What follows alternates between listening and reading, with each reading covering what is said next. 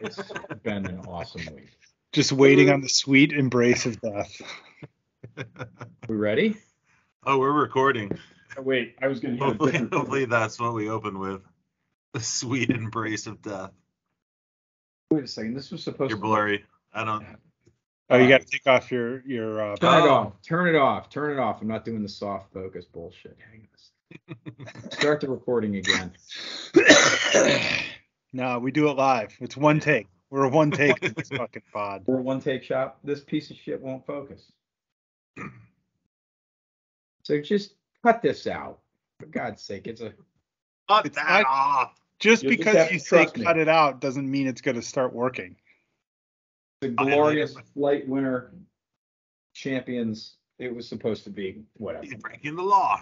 Going to be our new team logo, I think. I can splice a picture of that in if you want, Mike. Oh, that'd be lovely. Just put it right over his face. Yeah. Right, just Insert smack here. that some bitch in there. Sure. See, and even drinking Crawford Bach in preparation for Friday. So sorry, Yankees fans. Nice. Wow. Well, every time the Phillies have won a World Series, it has been immediately followed by a major recession. So even I am cheering for Houston. We're already in a major recession. I was going to say, I mean, like, Thanks I feel to like Uncle Joe's already got that initiated for us, so we may as well, try to pull ourselves out of the fire. Anyway, let's not talk about that. Come on now, let's go.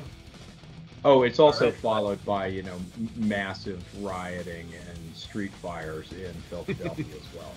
So for the sake of the city, let's. Yeah, but that's just like a Tuesday. That's going down either way, bro. Yeah. And the only difference is when we win stuff, they grease the poles. When we don't win stuff, they just let them climb up to the top and jump. All right, well, with that as an entree, let's get into it. Yeah. Where should we start, boys? We want to recap the week that was. Week that was and the week that wasn't. Well, I suppose that depends on whose team you are. Indeed. We're not going straight to rankings, are we? Jumping the gun a little bit. I feel like it would be appropriate to at least acknowledge the winners from last week, I suppose, right? I think we should. This should be it. Can you guys see? Certainly can. We got it. So, all right. Let me recap a little bit of shit. Lay some knowledge on you. Oh boy. The Bengals went bananas, and Billy Mack captured a smooth $50 as a result. Billy Mack is back. Billy Mack is back, and 16 Czechoslovakians, in case there was any doubt about the slide and where he was headed from a trajectory perspective on the points-based playoff spot. I think we can put those fantasies to rest at this point. A pretty thorough beat down by Mack and Chase.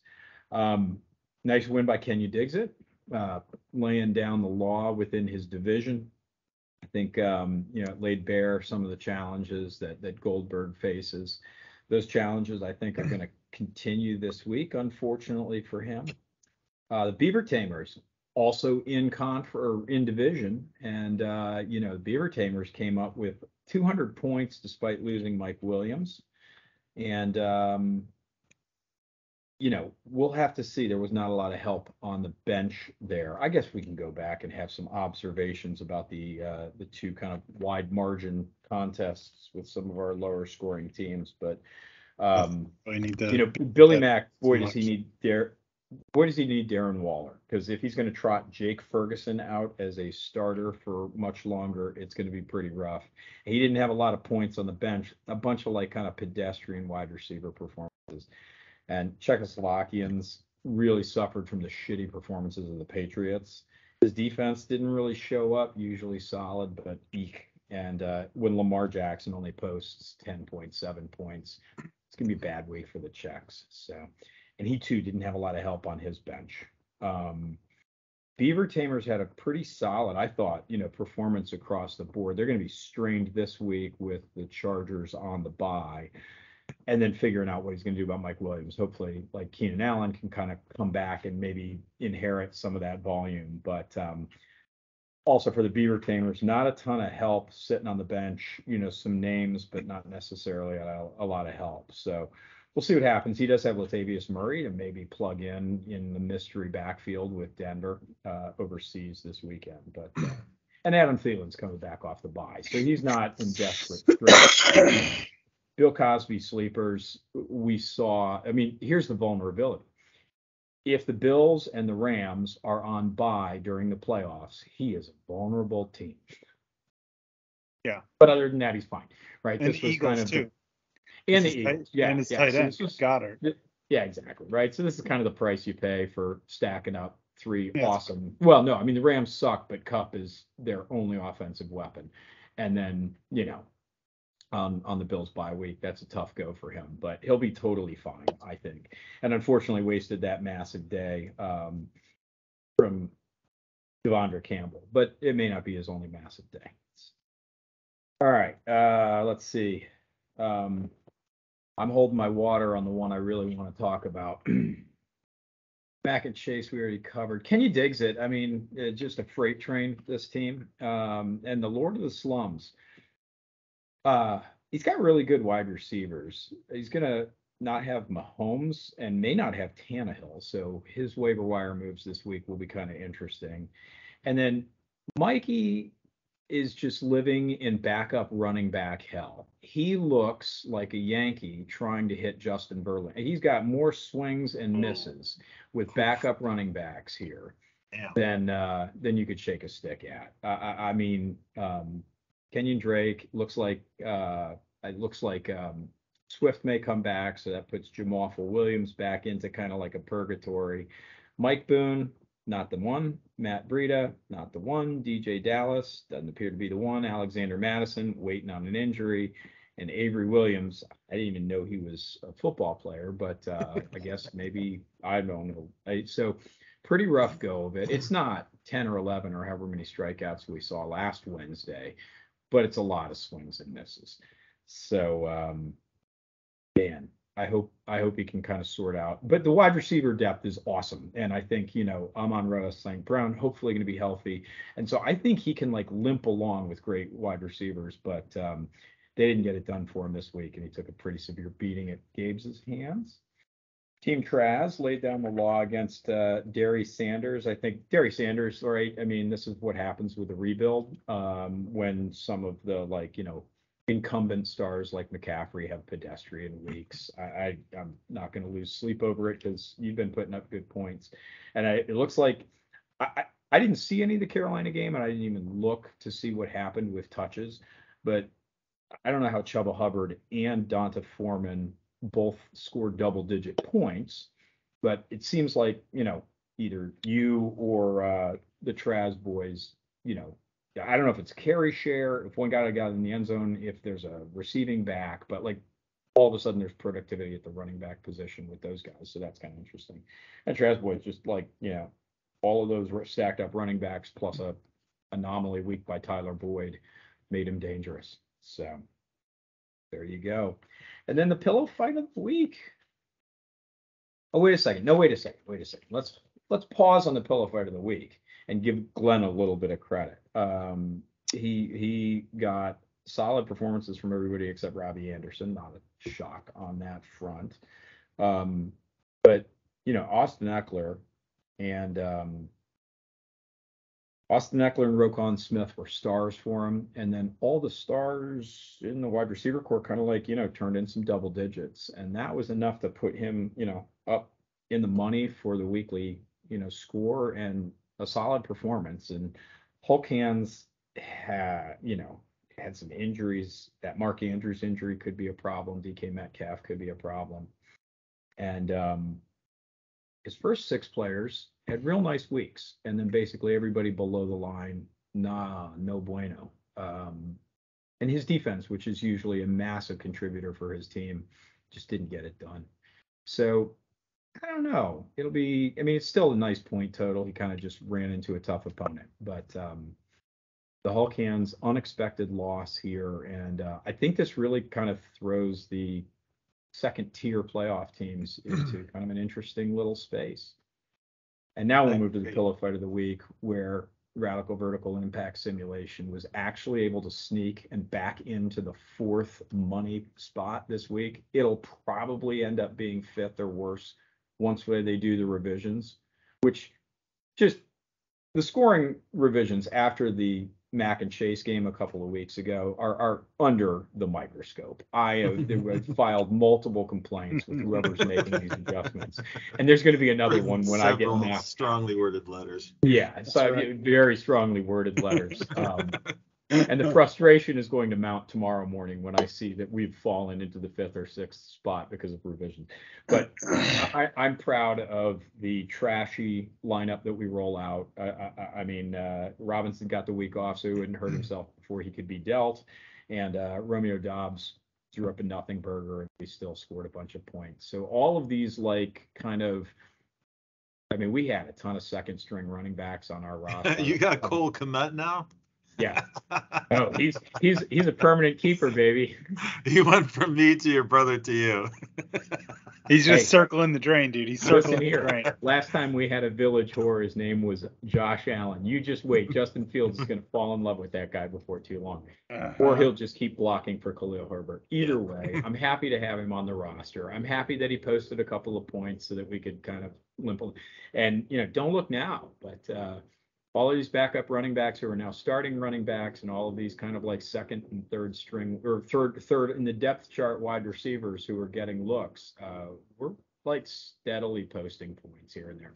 So I'm kind of optimistic for the future. We've got a young team that's scoring points every once in a while, but we'll see what James Robinson looks like in the Jets uniform. Go from there, and Booga Sugar just continues to be, struggle. Losing Breece Hall, yikes. It's just rough. And not, Aaron Donald, Shaq Leonard should be such massive point producers for those guys, and they don't start Aaron Donald. And Leonard, I think, has posted like 3 points all season. So when he comes back, maybe they get a little better. I'm going to talk a little bit, start a segment about the hope for the future, a new hope. We're going to kind of Star Wars this thing. And today we're going to look at our basement dwellers, our cellar dwellers, DJ Booga Sugar, in a segment a little later. But I'll pause there, stop my victory lap, and turn it over to the guys who actually know what the fuck's going on. Is that us? That would be you two. Yeah, I was going to say, are we having another guest? Is there someone we didn't know about? All right, Dave, you want to go first? Hell yes. All right, so we'll start from the top just because that's the most interesting. So we got Diggs 7-0. Congrats, Big Cat, killing it, buddy. So I made some changes here. You can see on the right hand column, but my color coding's changed a lot this week. So Diggs right now is kind of out in front as the championship contender. I have removed that status from all other teams until proven differently. This week we have Diggs versus Bill Cosby sleepers, so another top 2 matchup. So maybe I'll reclassify my color codings, but Diggs, he's got the 3rd most points through 7 weeks in the entire league history, which is good. I mean, Andrew got out to a fast start last year and stuff like that. So he's got no weaknesses. He's got exceptional depth. He can weather injuries and bye weeks and just kind of keep chugging right along. I mean, he's averaging 230 points? 230.6. The next closest team is 218. So it's a 12-point delta, which is basically his team is so good that it's like starting an extra player. Yeah, and an extra player that hits double digits. It's sick. Correct. So, he's stretched it out pretty far. So nice job, Derek. Next up is Andrew. He was lost without Josh Allen last week, but he's still, I still have him as a borderline team. Maybe he could. Andrew's like the team that like he'll make it to the playoffs, and you get a couple blowout Josh Allen weeks, and a couple good things break his way, and he could make some noise. He's definitely cut above the riffraff. So, but to be completely honest, he probably still needs to add something, and I don't know if he needs to make one of those big splash trades, but he needs to kind of figure out what the fuck is going on with his running back situation. Right. Because it's not good. And it just got worse with the trade of Christian McCaffrey. So he loses Javonte Williams for the year. And then Elijah Mitchell's supposed to be coming back next week. But guess what? He's a backup. He went from starter to backup in the time that he was on IR. So not great. Montgomery, I mean, I don't know. I mean, it's one game, but Montgomery has not been better than Herbert for the last several weeks. Yeah, but the way that the team was designed was to be centered around Aaron Jones, Javonte Williams, and then get secondary scoring from Montgomery and get secondary scoring from Elijah Mitchell and that kind of thing. And now, he's dipping into that wide receiver pond, or AJ Dillon, who's been a big disappointment. So anyway, but he's still a borderline team. So I put teams 3 through 8 as battling for the playoffs, because really the way that it's kind of shaping up right now is that, obviously 2 of these teams are not going to make it to the finish line, and 4 of them are. So top up there, I have Joe coming back on top to the 3rd spot, staying at 3rd. He's boom or bust. He's either over 250 or under 200. That's basically been his MO this season. Check the points. It's true. He's either scored over 250 points or under 200 every single week. So he's a boom or bust guy. And it's going to be hard to hold on to the division, much less win 3 playoff games with a team like that. So next up, breathing right down his neck, is Dominic. Beaver Tamers, big win versus Bill Cosby this week, but he only scored 200 with no real bye week issues. He could threaten for the division if Andrew stumbles, but the Chargers wide receiver injuries are now stacking up. Keenan Allen's not well. Mike Williams is going to miss a month at minimum. So all of a sudden, Dom is now kind of scraping for starters too. He's got the Chargers on bye this week, so anything could happen. It just occurred to me. It'd be interesting to see if the Chargers make a move this week with as banged up as their core wide receivers are. Maybe they're the Brandon Cooks buyer. I mean, they should be. Yeah. Right? And Houston ought to sell his ass as soon as they can, because that is a fucking dumpster fire of a team, and he's not going to be. He may not be alive anymore by the time they get it together. Good again. So anyway, Beaver Tamers 4-5. I moved Glenn up a spot. Glenn, dead money. He got 75.7 points between Austin Eckler and Roquan Smith, so that's pretty good. Yeah, but those are guys that can't post those kinds of numbers pretty regularly. Yeah, no, and they're a star player. So, but Glenn's got something working. He's chasing down Hulk hands. It's his first year in the league. That my question is he gonna make the move that needs to happen to try to get up top, right? Because he's definitely not on the same level, especially if you look at like scoring averages and scores and stuff like that. Everybody's still giving up. At this point, once you get down into the Glenn range of things, he's given up between probably about 15 points a week to Derek. So that's just not going to be sustainable, but we'll see. Mac and Chase sliding in there at the wild card 3 spot. You heard it here first, boys. Are you ready for this? Billy Mack is a lock for the scoring wild card. He's an absolute stone cold lock to make the playoffs. Is that based on the Bengals schedule for the next 6 weeks? Well, let me tell you something about that, Mike. The next 6 weeks, Cincinnati plays the Browns, the Panthers, the Steelers, the Titans, the Chiefs, and the Browns again. Billy Mack is a lock to make the playoffs. It's 100% chance that he's gonna keep scoring. I don't know if he's gonna win games or not. His schedule is not that easy. I think he's got to play Derek and Andrew over that time period, so that's tough. But that's going to be enormous points. Yeah, and like everything's music working to my ears, because I have the Billy Mack stack in another one of my leagues with a bunch of Bengals, and that sounds great because I need wins in that league. So. But Billy's team is coming together. Burrow's going crazy.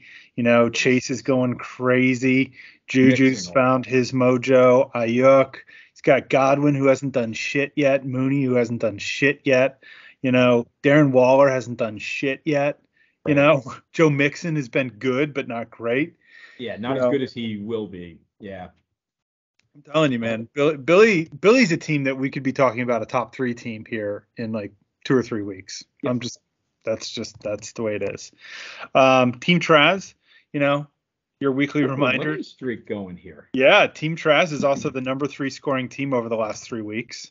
So they're surviving and advancing, and now they're 4-3, and they suddenly have two bonus starting running backs in Gus Edwards and Chuba Hubbard. I know Hubbard got Mike. The answer to that Carolina running back situation is Hubbard got dinged up in the game. He was starting, and he got like an ankle injury, and then Foreman busted off like a 60-yard run, and then he had 1 carry for 60 yards and 14 carries for 43 yards or something like that. But anyway, like Traz is like all of a sudden kind of looking kind of good too, and like look, they could be buyers, right? Then my last battling for the playoffs team, and this is precipitous fall. Yeah, this is not. He's not really. I mean, he's danger zone. He could win this week, but if he wins with 185 points, he's danger zone. Is Mike? I dropped him 3 spots all the way from 5 to 8. It's a classic Icarus situation. Mikey flew too close to the sun, baby. He flew too close to the sun, and I love him, so that's why he's still in the battling, color phase. But let's be honest, his team is not good enough to do anything in the playoffs. I don't think he'll make the playoffs unless he makes, Mike's the team that needs to pick up Saquon Barkley or Christian McCaffrey, or somebody, whoever else is selling off at this point. But those are the 2 big possibilities out there. But to be honest, I don't even know if it's worth it for him to do that.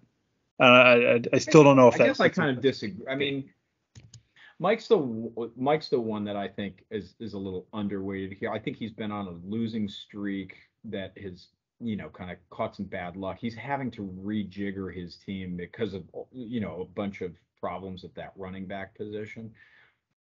But if you look at his wide receiver depth, I mean, that's what I think he was getting production out of the running back position, and then he had awesome wide receivers. And I think he still has awesome wide receivers.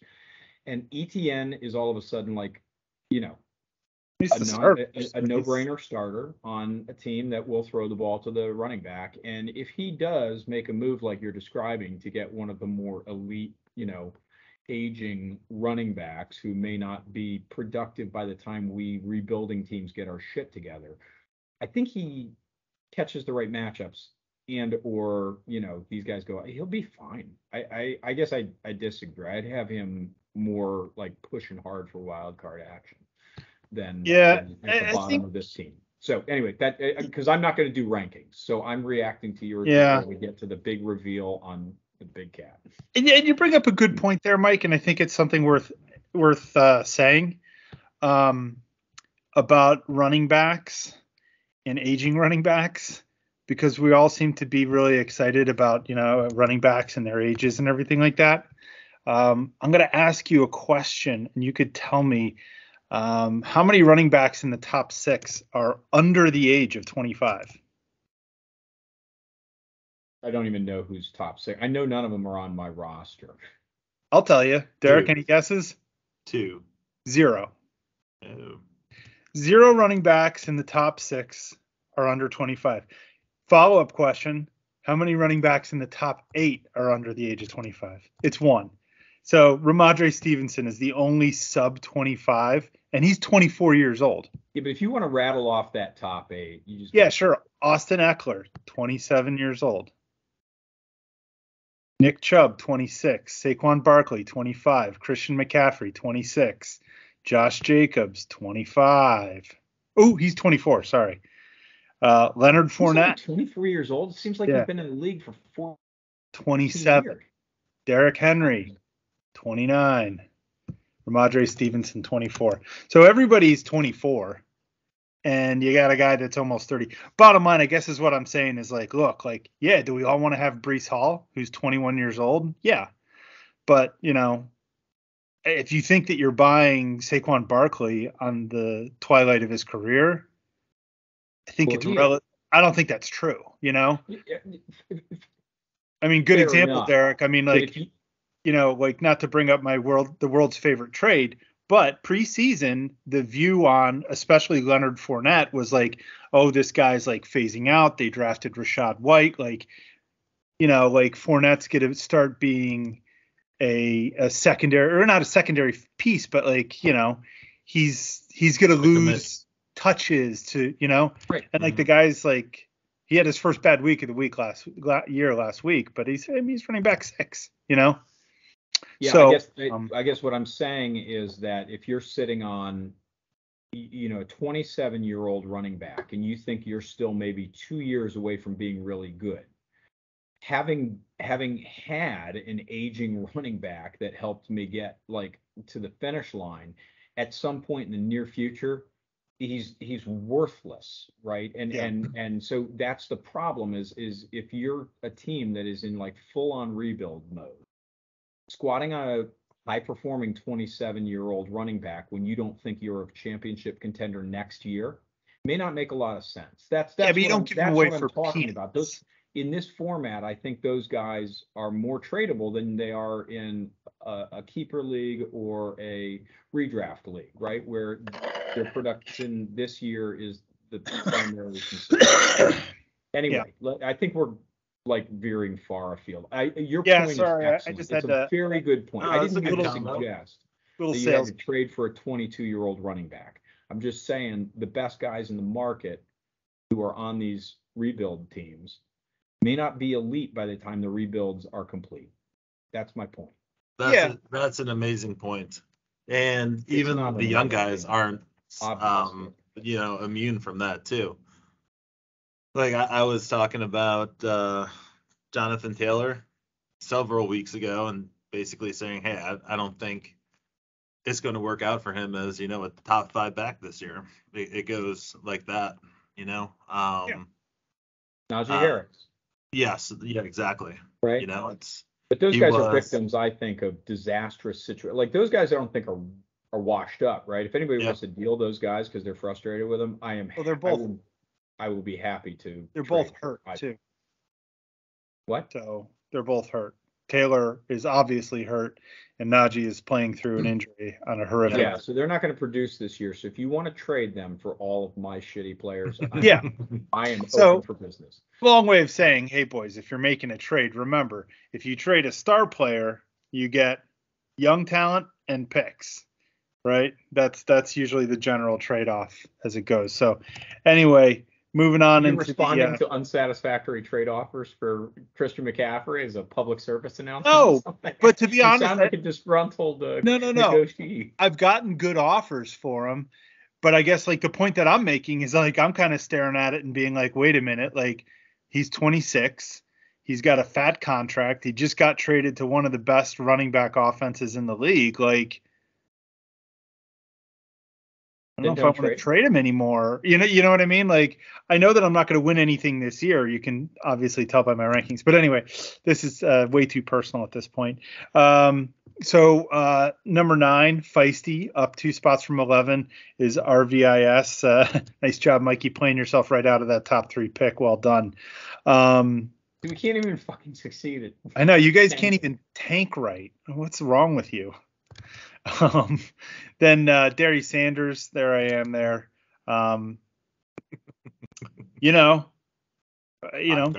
McCaffrey's my only tradable piece there, I guess. I still don't think Miles Sanders I don't think people would consider trading for him, even though he's running back 15, but people just are sour on that, and that's fine by me. Any other trades you guys want to work out, float out there? Well, not to you, Derek. You don't have any first rounders left, so you have nothing left to trade. No, you know what, John? Hey man, I'm just throwing a lifeline to teams 2 through 7 to see if anybody actually wants to. He's trying to help you guys out, all right? Yeah, he's just trying to help you out. If you guys have any questions about how Derek could help you out, call Craig. I'm sure he'd be happy to explain it to you. Yeah, how'd that work out? Let's see. Hey, I can't be blamed for fucking changing situations. All Hey, right. you know what? It's just like Canada Bill Jones said, it's immoral to let a sucker keep his money. Yeah. All right. What it is. Hey, let's keep I the traded gloves for up Russell here. Wilson this We're year. gonna hear nonstop The goddamn. biggest douchebag in the league. Like, Yeah. you win some yeah. trades, you lose some trades. That's how it Russell goes. Wilson Get out there, make and some trades. scrub Quit being named a bunch Kelsey? of pussies. Wait, what's this guy's name? Kelsey? Is that the guy I've that heard you of got? him. I've heard. Was he a throw-in with the Who's- Russell Wilson trade? Who does he play for? Remember. Hey, look, since we're going to be fed a rocky narrative for at least the next like 10 calendar days, let's keep the gloves up on our fucking low blows on poor Craig. Okay, God damn it. All right. Anyway, Craig dead. I don't think he's going to move Barkley. I personally wouldn't. I still feel like he, I feel like he's like hot fire in this Dayball offense. So, but we'll see. I mean, if he gets a great deal, you never know. But he's probably got. And then Danny, yikes. Danny and Joe. Hey, but we're dead. The three of us are dead. Between record and points. Did you get a complaint about your booty ranking? Because I thought booty was a very nice way of characterizing teams. Yeah, but like, people come here for the truth. We're dead. You can't win. Like, you just can't win. Like, Mike, you could technically, weirdly, still, like, you got that crazy Kenneth Walker thing going on and Ramondre Stevenson. Your team is not as horrific as it should be, and it's actually almost comical that you would probably be a contending team if you had Jason Kelsey or Travis Kelsey on your team. Comically enough, you would be definitely in the yellow, because what's the delta on those points that you lost there? And I know that you got a first round pick, so I'm not like poo-pooing it, but it's just, Irv Smith with 46, Kelsey with 156, so that's a delta of what, 110 points in league scoring. If you add 110 points to your total, you're at 1420, and you are just above Billy Mack in scoring. So it's kind of funny. But it doesn't mean you would have won games or anything. It who knows? Having spent a lot of quality time in the danger zone over the last 2 years, I'm not interested. I want my team to look different, and we needed Kelsey to go if that was going to ever happen. So I sit content with the revised strategy that we used to build youth. So anyway, that's it. So, a lot of action in those 3-for-8 teams over the next 2 or 3 weeks. Guys are going to start tumbling down into the dead zone. And we'll see how that works out. But, I think it's going to be pretty interesting. And, at this point of the season, Billy Mack is my dark horse team. Crack that whip, Billy. Do we want to go to the fancy pants rankings, or do we want to pause here for our futures segment? For station identification. Let's get to see how the sausage is made. We are live theater here. What the hell are we doing? All right. Hey, Kat, why don't you take us through your rankings? All right. Yeah, because honestly, before I don't we think get to it's the going to weekly take too long. previews. The Cat rankings. Let's see it. I don't really have too much to add. So it's basically Derek, and then everybody else is better luck next year. Yeah, pretty much. You should do that at one point. Everybody else is circling the drain. All down here Yeah. in group therapy, angrily sending each other texts about my trades. No, I just sit and stew at my computer. I don't talk to anybody about it. I just stew. I just like in an endless cycle of a snake eating its own tail of rage. He shakes. He vibrates as he stares it down. All right, I'm gonna get another beer. I'm just moving some people up here so I can talk about them. So yeah, I would have the same teams 3 through 8. I will just kind of go, just kind of high level teams I wouldn't want to play right now. Number 1 is Billy Mack for sure. Agree. So I mean, you said he's a dark horse. I mean, I think he was like one of our top teams to start the year. I mean, it's only week only played 7 weeks. So Oh, I know, but we were killing him off a couple weeks ago. we man. were. Yeah. We Yeah, really were. I mean, his things have come around quickly for Billy. So yeah. Number 2, I swear to God, is Glenn. Like, Ooh. that team has A lot better with everything you need, man. And it's with Eckler consistent. producing. And he's got some depth to fill injuries and bye weeks. He's got some guaranteed studs. Like, it's not a team you want to play. You got to get above a certain level to beat a team like that. It's gonna be interesting too, because like Scary Terry's kind of been pedestrian this year, and with Wentz going away, Heineke, baby, Heineke. Crack open a Heineke and see if you get some Scary Terry action, because if he starts producing, Glenn's team's even better. Yeah. I agree. So yeah, I would move Glenn kind of second in that 3 through 8. Yeah. What's that? Holy hell. So you're bumping Glenn instead of in front of Hulkins. I guess that was the head-to-head outcome this week. So I'm going basically just for a little different convo, teams I wouldn't want to play. So right. So Bill is one, and okay, not saying this week, just kind of in general. I agree with that, Derek. If it wasn't for the record, I probably would have Glenn in front of. I mean, like, Glenn is 3-0 in the division. Wallace is 1-2. Wallace only has 1 game in hand. Like, I kind of think Glenn's going to win that division, and Wallace. I mean, shit, Wallace could be the odd man out. His team is like so boom or bust, Yeah, it's possible if he catches the wrong weeks. And that's why I would leave him third right now, just because he can catch that that crazy week. Yeah. Dom, I thought his team had a gutty performance this week. Getting a win when he had to, with some stinkers up there. I would kind of have these 3 tied. I'll move Mikey up because I think he has a couple of pieces that are coming back. But I think it's Billy, then Glenn, then you can almost move these. Yeah, you know what? I'm going to do that. That's what I would do. So I think these 3 guys are in the driver's seat for a playoff spot. I think the last one's going to someone in this row. Dig it.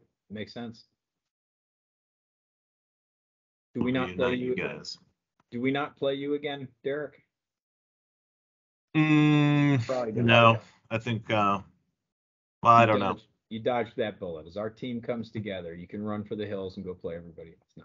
Honestly, when I was playing with you, or when I was playing you, and I looked at your roster, and like there's some guys I didn't want to be playing that week, and some of your guys didn't perform, but I was like, I think he could catch one, and he did the next 2 weeks. So yeah, kind of interesting. Do we lose Dave? He disappeared from my screen. Yep, I don't hear him. All right. Well, there you go. Okay. Well, I guess while we search for him and he searches for something to get excited about, let's spend a little bit of time in the New Hope. We're going to work our way from the bottom up, maybe in some sort of consensus, power rankings, but it's pretty easy. Both power rankings and straight up record and everything else. DJ Booga Sugar is straight up rolling on the struggle bus. But is there hope for the future for this team? I say there might be, but there's some interesting kind of stuff going on with their roster construction. So let's break down for just a minute what the future may hold for DJ Booga Sugar. So like we all know we're moving into Superflex next year.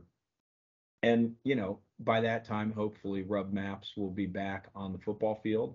And having Watson and Derek Carr to roll out, pretty nice start, Be interesting to see if they add a productive rookie. They're going to have a high draft pick, depending what Dave join us? Oh, whatever.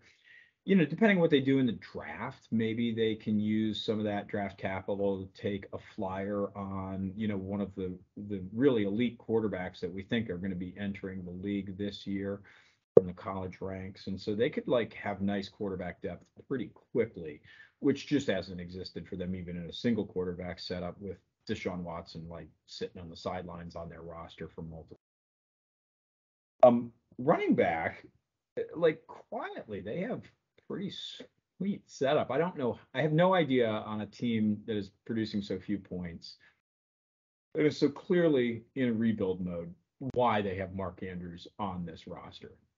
Not only is he not producing points, he's 150 years old and has no meaningful role in that offense. I would recommend you drop them and go find someone young who's got some kind of potential at some other position or maybe at running back if you think there's somebody out there.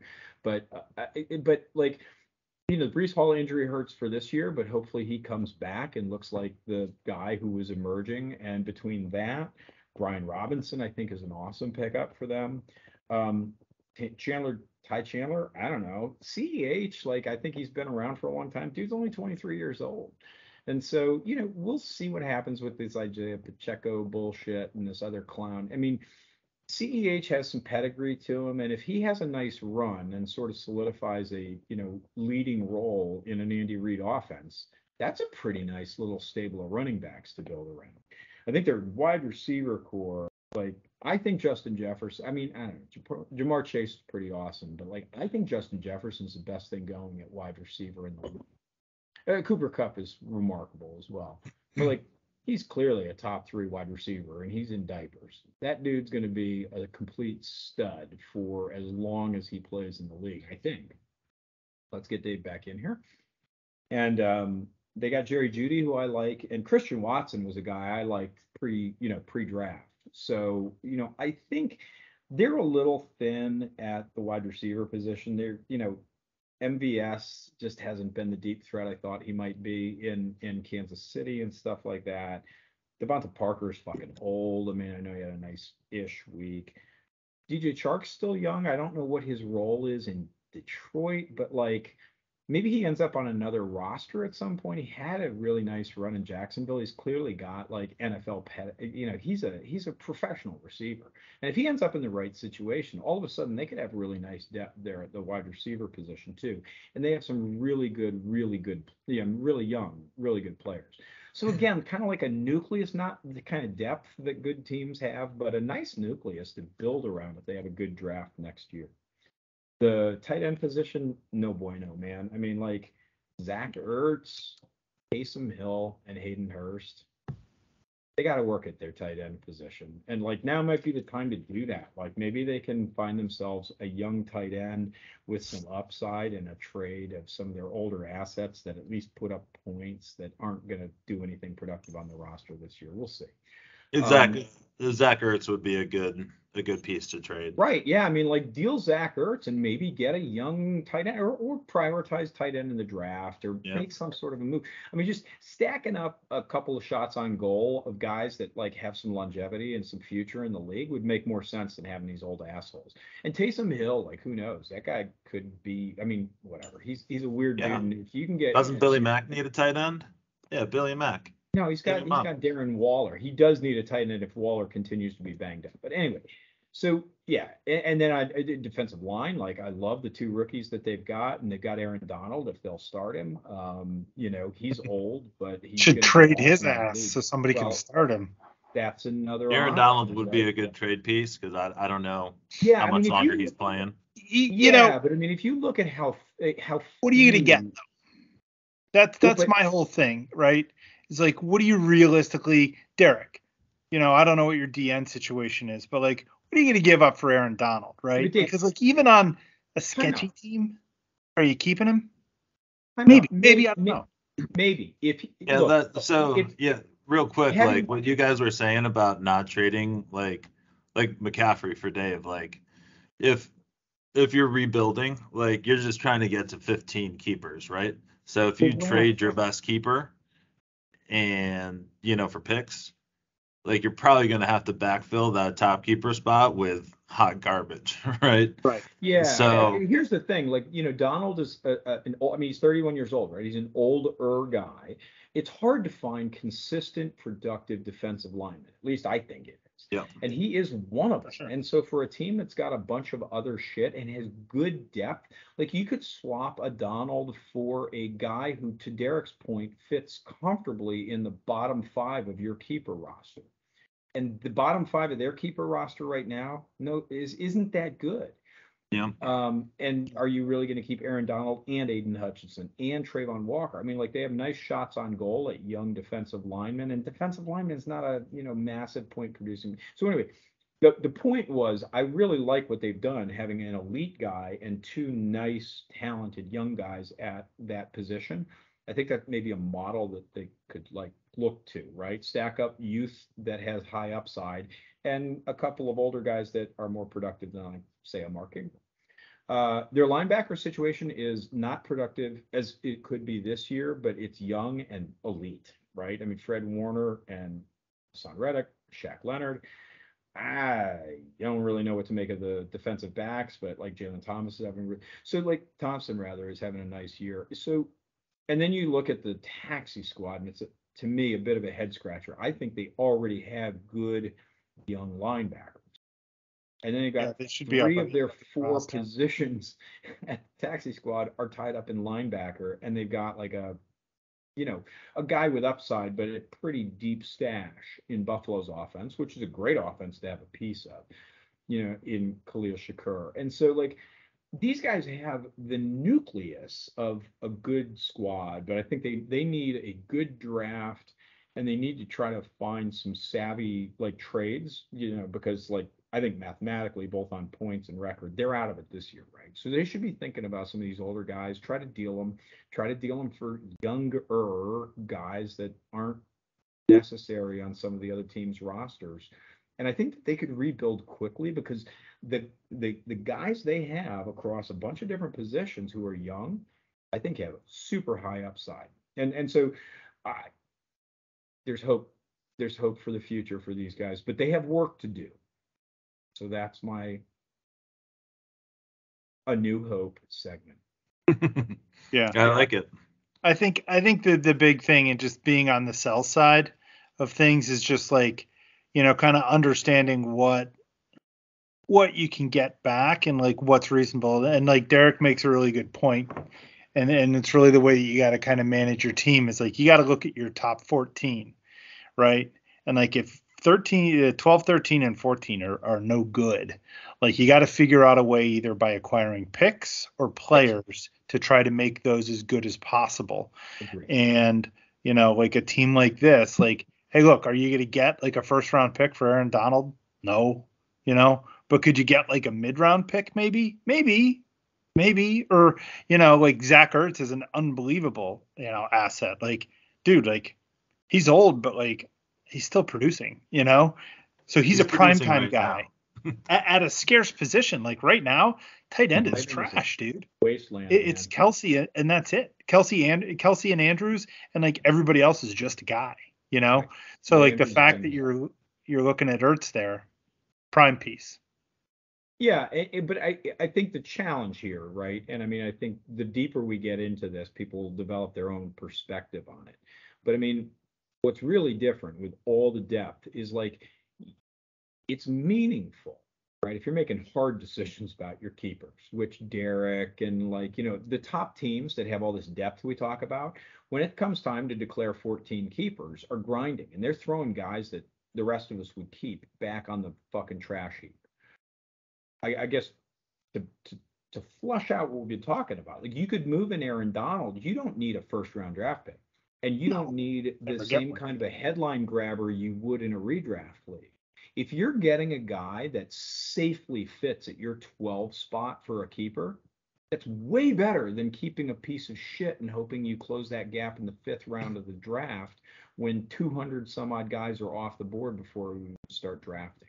So like, I think, it's a matter of, for the rebuilding teams, you really have to figure out what you're trying to do in the rebuild, where you're going to do the rebuilding. Like, are you going to do it in the draft? Are you going to do it by acquiring non-elite talent that contributes meaningfully from the depth of other teams and trades? Are you like, you got to sort out what you're doing. I think you have to really, I mean, it's easy to look at everybody's top 8 players and be like, oh, those guys are great. But like, if you look at the best teams in our league, it's the fact that you look at players 9 through 14, you're also like, ooh, those guys are really good. Whereas the rest of us, once you get past our top 5, it's like, ugh, what the fuck is this? Like, that's the kind of depth that I think you got to build to. And I think there are a bunch of different ways to get to it. But you got to sort out what your plan is for managing aging rosters, managing restocking talent, balancing your roster, and all that kind of stuff. So anyway, I had a lot of fun kind of looking at this because, you know, if you look at the record and the points and everything else, you're like, ooh, man, this team's hopeless. This team is far from hopeless. They are not going to win a lot this year. But if they make the right moves with the picks that they're going to get going into next year, they could be one of those fast flip teams. And I mean, you know, a couple of years ago, Dominic was in rough spot, and now he's stacked. And Goldberg, and that's what I really kind of like about the way we've structured the draft and a bunch of other stuff. So, yeah, keep your chins up. Be smart here down the stretch, Danny and Joe. I think you got a lot of potential for the future. Don't squander it. Yeah, and I think an interesting thing when you're on the rebuilding side of things is like to just be confident to have drastically different values for players than the market might say, right? Like we might look at it and say, hey, Aaron Donald is a top 5 guy, right, at his position, which he is, right? There's probably not 5 guys that you would rather start on a week-to-week basis. But, you know, these guys shouldn't have any qualms about trading a top 5 guy for a guy that's going to squeeze into their 11th keeper, you know? Or like a good point is like Derek Carr. Like, are they going to get market value if they try to trade Derek Carr to a team that's trying to get over the line? Probably not.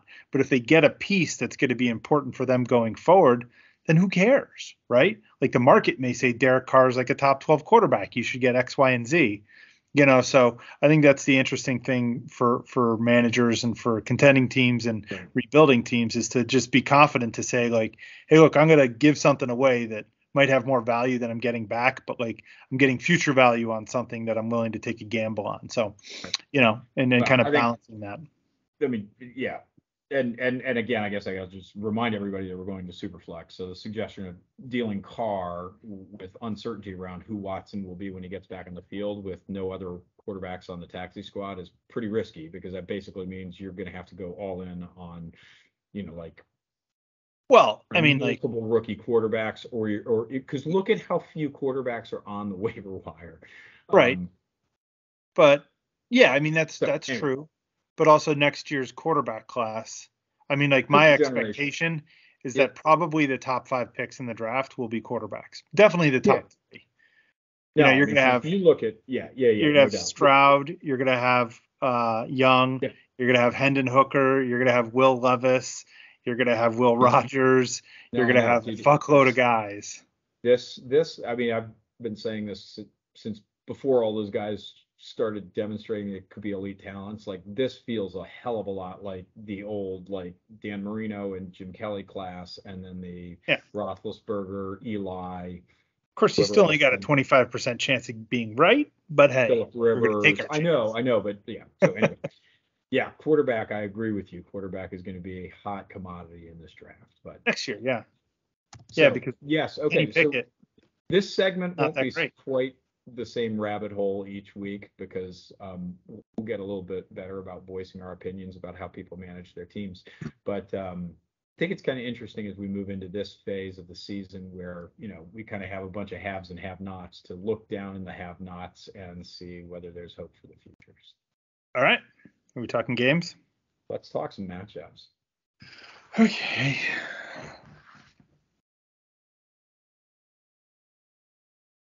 God, these projections are so fucking bad. It's hilarious. They are hysterically bad. Well, this is game of the week. Are we? So I would disagree with this as the game of the week, although it is brother on brother crime and it's quite compelling. I think there's another game. Oh, all right, let's start with this one then. What do you got? Let's kind of go rapid fire on this one. Yeah. Yeah, this is Glenn. Are we like 6 hours in? or a lot? It's a This lot. is me versus Andrew. Can you see that? Oh yeah.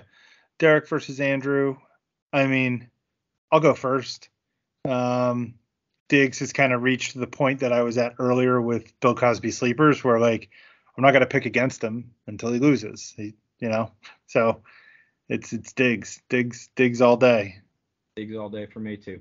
Yeah. I mean, because I think Allen will have a big day, but Diggs will also, and they'll offset each other, like the rest of Kenya Diggs at Rouse. So I mean, Yeah. That's a good matchup. It's going to be high scoring. Yeah. I'll take Andrew just to be different. Absolute shootout. Yeah, it might be. I think the problem There with should be a Andrew shootout. is that Rashad Bateman, Michael Gallup section of his lineup right there. That's going to hold him back. Agree. So, All right. Glenn and me. Oh yeah. Let one of you Glenn guys. on the rise. I'm picking Glenn in this game.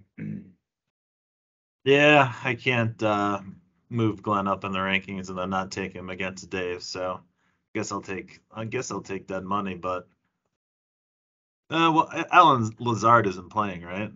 No, he's not going to play, so I'm going to have to start. I'll take Glenn. Some shitbag. I don't know. Whatever. I'll be starting whatever piece of trash I pluck off the heap tomorrow morning at 10:05. Glenn, all the way. Bye. It's Mikey versus the Beaver Tamers. Rolling out fucking all-pro Geno Smith.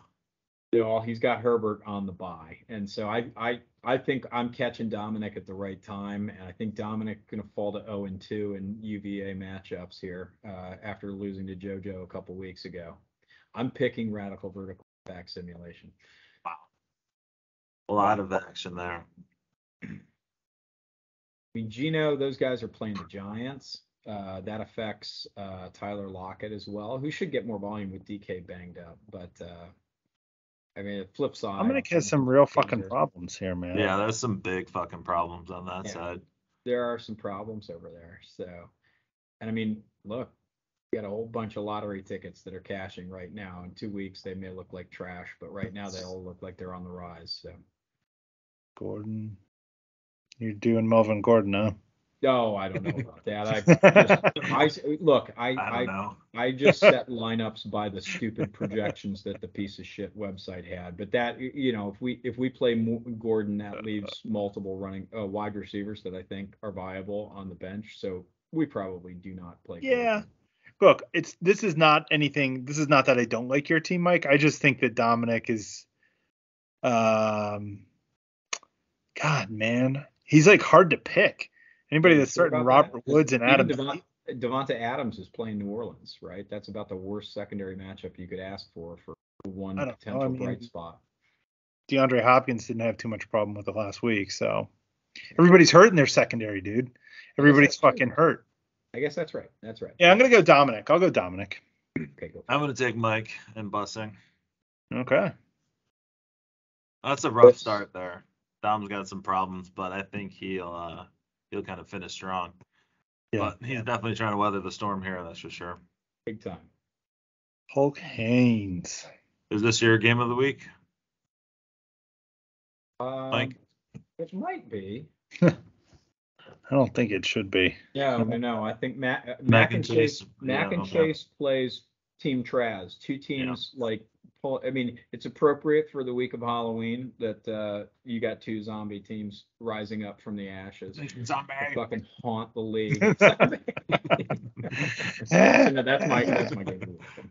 I got Hulk hands here because Lord of the Slum has his running back issues, and then he doesn't get Mahomes this week, and that's just a problem. Yeah, same. Same Z's. All right. At the bottom feeder bowl. Hulk hands lineup when it's all in is pretty good. Yeah. All right. Oh boy. Oh boy. This is a game here. I will tell you. I'll just tell a couple of observations. DJ Bojagush, I saw they did move Brees Hall to injured reserve, but I believe we have 2 injured reserve position spots. They have 3 injured reserve players with IR designations. So feel free to put another guy on IR and find someone who's actually going to play this week, because I believe these 14, I think these 14 players, including the 3 tight ends, are the 14 eligible football players they have that are going to potentially play this week. That's it. It's not the worst thing I've ever seen in my life, though, to be honest.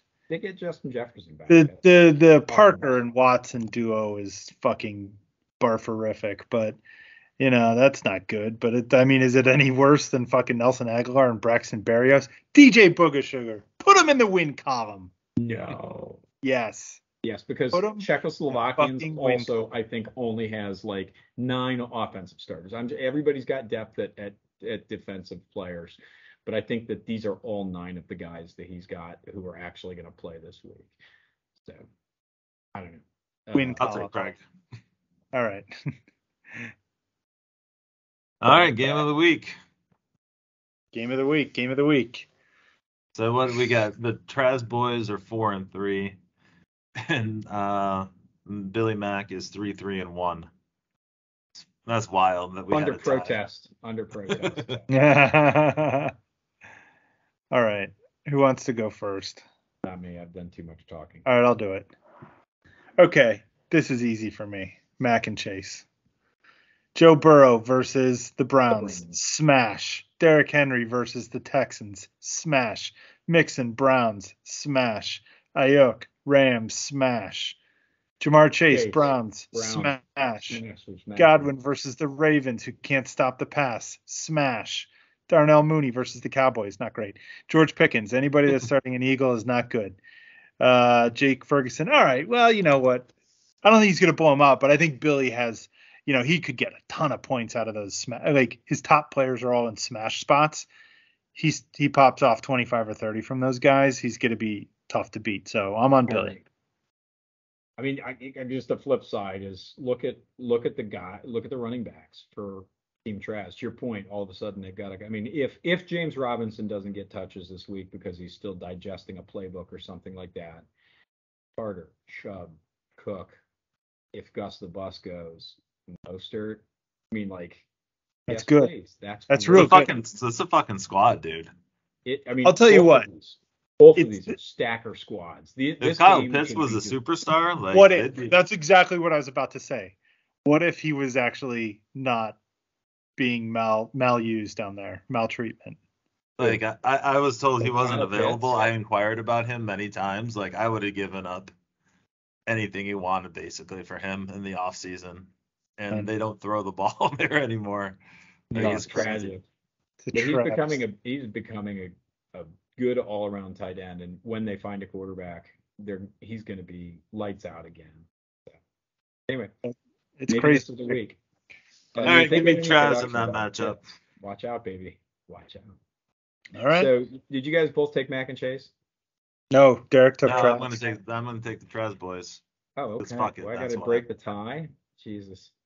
I agree with Dave. There are way too many guys with way too good matchups at the top of the table for Mac and Chase. I think he goes back to back on top money for the top scorer and brings himself a clean $100 over the course of 2 weeks after we buried him for several weeks in a row. So congratulations, William. Son of a bitch. All right, boys. Well, good week. In case everyone out there didn't catch it. Both Smith brothers have running backs they'd like to trade. Possibly. Potentially. They've highlighted the teams that need running backs. Well, it's pretty obvious. The slum. Glenn. Others. Yes. Feel free. So that was the summary. Every trade doesn't have to be a blockbuster either. That was leather gloves. Yes. All right, boys. We'll see you next week. Hey, look for me on Friday night. Oh, yeah. I'm going to the Bills game Sunday night. Yeah, I'm going to game 1 of the World Series on Friday night with the little guy. So that's awesome. Yeah. Cool, man. All right, boys. All right, fellas. Later. Bye.